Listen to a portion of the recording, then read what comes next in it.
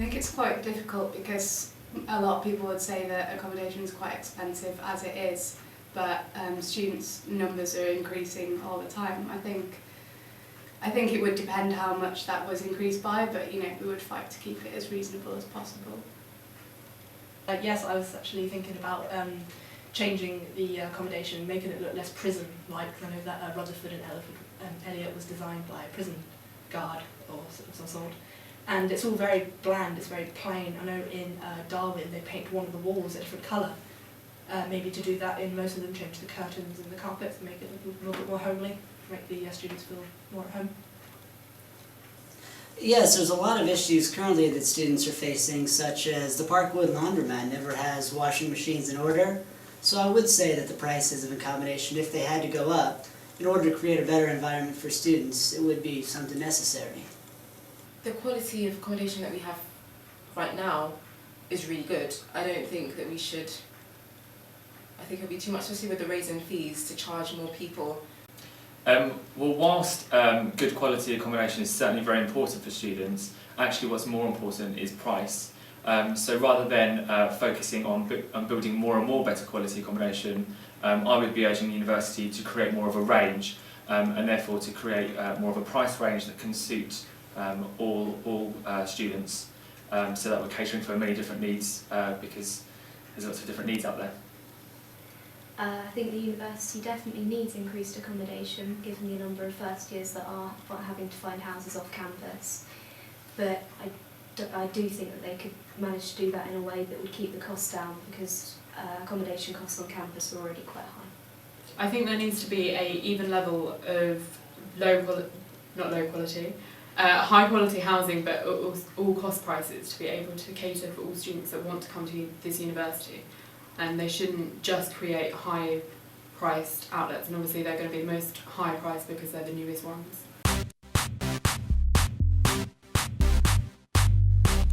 I think one of the easiest ways to do this is that there's a lot of student societies, and I think that's a brilliant way to access hard to reach students. And once you access those societies, they can help you collect information and feedback, and so you've just got a bit more of an interactive kind of thing. Well, a lot of things that we got is the societies. I know that they do different societies for ethnic groups and things like that. Everyone's got a say in everything. I think try and use that, so maybe work with whoever's running activities and put it towards the union and try and branch out to all the other students. So say if they've got any problems with anything, they feel free to go to the union and try and feel as confident as they can, make them feel comfortable that they can talk to us and don't feel afraid and scared.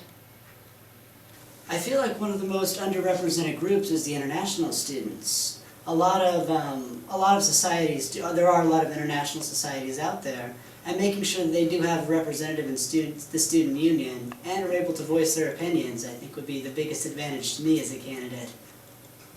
I think by promoting the rights of every student, I think by showing support to every student equally and making each student's issues and needs aware and supporting them and providing for those needs.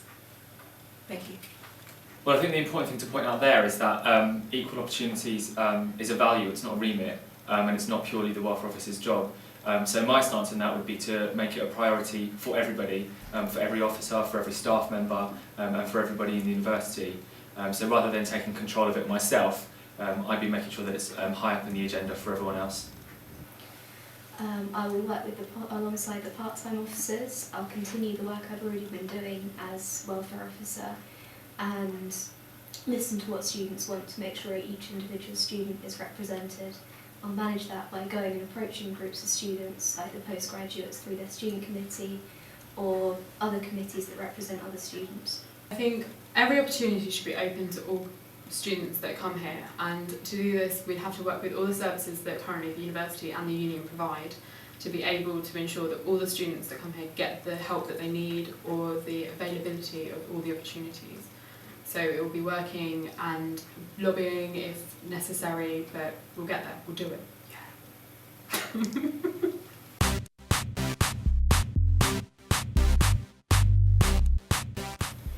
I think by having an elected welfare officer each year, you've got new ideas, you've got new motivation, So you've got sort of the energy and the creativity on the one hand, and then the permanent staff kind of have that experience, and also if you're there for longer, you can keep longer projects running.